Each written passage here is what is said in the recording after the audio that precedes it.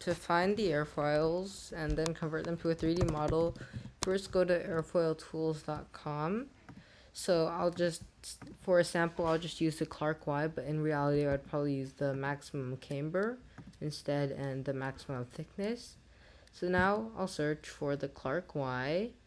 It's right over here, so I'll send it over to the airfoil plotter.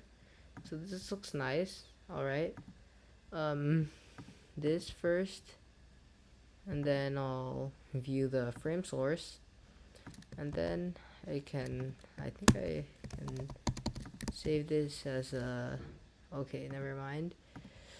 So what I'm going to do is I'm going to right click copy, and then I'm just going to find one of my many files. So let's go into like here, find an SVG like this, duplicate, and then rename it to like, okay, so then I'm going to rename this to test because, oh come on, I'm going to rename it to clarky.svg. Now all we got to do is just replace all of this content with this. Okay, this is cool. Now we can just delete the title because we only want the airfoil. And then we can also delete all of these lines. And then these lines too. So then we can also delete this transform whatever thingamajiggy. We have this SVG at the end. Okay. And then now we can just open this file. I'll just use Google Chrome. And now, perfect, we have this. Now all we have to do is just make it filled in. So I'll make the fill red. And then I'll remove the width and these because, yeah. So now, what's that? I have this. Okay. Okay, so now I'm going to use Blender, open it up. Yeah. Okay. So I'll delete this. And then I'll import this SVG that we have just created. So I can just go into my here, and then this Clark Y.svg that we just created. Now I have to zoom all the way in, and there we see it. So first, let's just scale it up by 2.5, 2.5, and the Y we can just keep it 2.5. 0.25.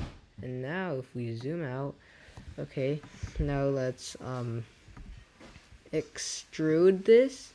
So make the extrusion exactly 1.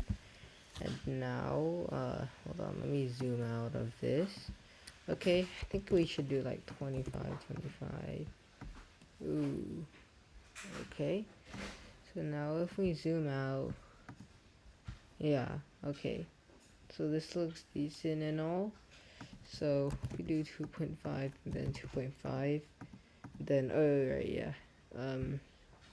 So what we want it to do is so that we can have it at a scale that's reasonable to 3D print. So I'll have to shift it up 0.25. So then if it's like this, then we should do like 0.025. Wait, no, never mind. It's more like, be like 25, I think. Okay, I think it should be 25. Let me check my references. This doesn't look very good. I don't like the color, so I'll just change it to like a more of a bluish metallic. By the way, this is not reflected in the actual 3D print. It just makes it easier for me to work with it. Okay, so hold on. Let me see this.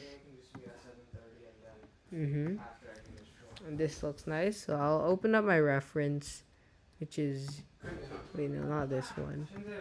Open recent. Just save this as Clark Y.blend.